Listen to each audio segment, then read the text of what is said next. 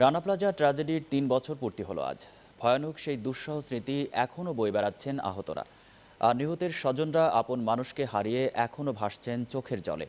আহতরা ঘুরে দাঁড়ানোর চেষ্টা করছেন প্রতিনিয়ত। আর্থিক সহায়তা পেয়েছেন তারা, তবে দীর্ঘমেয়াদী সুচিকিৎসার অভাবে পুরো সুস্থ হয়ে উঠতে পারেননি অনেকেই।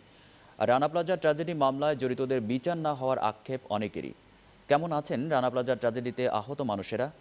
মুহাজিরুল ইসলামের ক্যামেরায় জানাচ্ছেন ইব্রাহিম খলিল।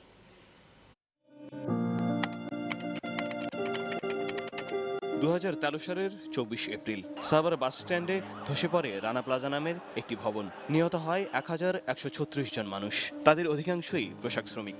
জীবিত উদ্ধার করা হয় 2438 জনকে। এদের অনেকেই পঙ্গুত্ব বরণ করেছেন। সেই বিভীষিকা দুঃস্বপ্নের মতো দাঁড়িয়ে বেড়াচ্ছে এখনো অনেককে।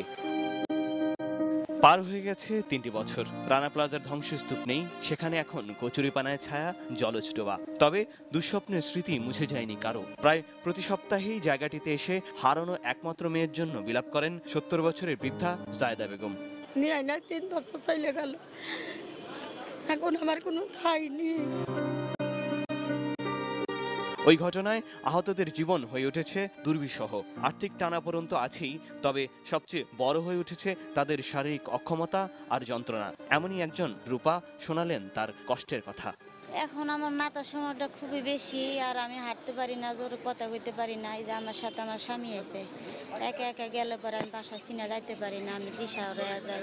সেদিন রানা প্লাজায় কর্মরত ছিলেন নিরাপত্তা কর্মী হাশেম আলী। সকালে চা রুটিও কিনে এনে দিয়েছেন ভবন মালিক রানাকে। তিনি জানালেন রানার লোভের শিকার হয়েছে এই মানুষগুলো। 20 তারিখে আসে বেতনের কথা বলেছিল, কাজে না আসলে কোনো কাউকে টাকা দেওয়া হবে না। রানা প্লাজা ধসের পর এর উদ্ধার তৎপরতা সারা দেশে আলোড়ন তোলে, তৈরি করে নানা আবেগঘন দৃশ্যের। মানবতার জয়গান ছিল সেই উদ্ধার তৎপরতা। সেসব স্মৃতি মনে করে এখনো কাতর হয়ে পড়েন অনেকে। পেশেন্ট ও চিৎকার করতেছে যে আপনারা একটা কিছু দেন, আমার বাচ্চারা কান্নাকাটি করতেছে, আমার কিছু দেন, আমার হাতটা আপনারা না পারলে আমি কেটে বেরোবো।